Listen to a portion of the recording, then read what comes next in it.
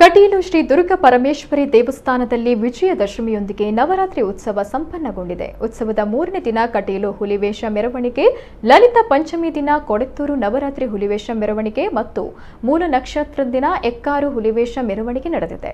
ಗುರುವಾರ ಹಾಗೂ ನಿನ್ನೆ ಶುಕ್ರವಾರ ಸಹಸ್ರಾರು ಭಕ್ತರು ಭೇಟಿ ನೀಡಿದ್ದಾರೆ.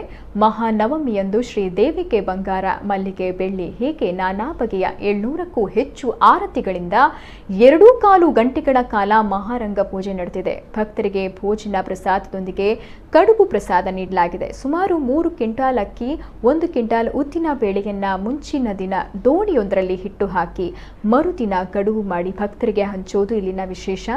ಶುಕ್ರವಾರ ಬೆಳಿಗ್ಗೆ 9 ಗಂಟೆಯಿಂದ ಸಂಜೆ 4:15 ತನಕ ಹಾಗೂ ಸಂಜೆ 7ರಿಂದ ಮಧ್ಯರಾತ್ರಿವರೆಗೂ ಸಹಸ್ರಾರು ಮಂದಿ ಅನ್ನಪ್ರಸಾದವನ್ನು ಸ್ವೀಕರಿಸಿದ್ದಾರೆ.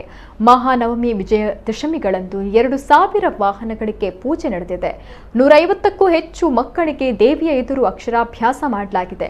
ನವರಾತ್ರಿಯ ದಿನಗಳಲ್ಲಿ 500ಕ್ಕೂ ಹೆಚ್ಚು ಹುಲಿ, ಕರಡಿ, ಸಿಂಹ ಹೀಗೆ ನಾನಾ ವೇಷಧಾರಿಗಳು ಕಟೀಲಿಗೆ ಬಂದು ಹರಕೆಯನ್ನು ತೀರಿಸಿದ್ದಾರೆ. ನವರಾತ್ರಿಯ ದಿನಗಳಲ್ಲಿ ದಾಖಲೆಯ ಸಂಖ್ಯೆಯಲ್ಲಿ ಸೇವೆಗಳು ನಡೆದಿದ್ದು 38,000 ಹೂವಿನ ಪೂಜೆಗಳಾಗಿದ್ದಾವೆ.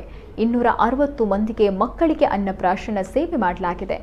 ಲಲಿತ ಪಂಚಮಿಯ ದಿನದಂದು ಭಕ್ತರಿಗೆ ಶೇಷ ವಸ್ತ್ರ ವಿತರಣೆ ಇರಲಿಲ್ಲ. ಆದರೆ 13,000ಕ್ಕೂ ಹೆಚ್ಚು ದೇವರ ಶೇಷ ವಸ್ತ್ರವನ್ನ ಭಕ್ತರು ಖರೀದಿಸಿದ್ದು 1950ಕ್ಕೂ ಹೆಚ್ಚು ಸೀರೆಗಳು ದೇವಸ್ಥಾನಕ್ಕೆ ಹರಕೆ ರೂಪದಲ್ಲಿ ಬಂದಿದ್ದಾವೆ.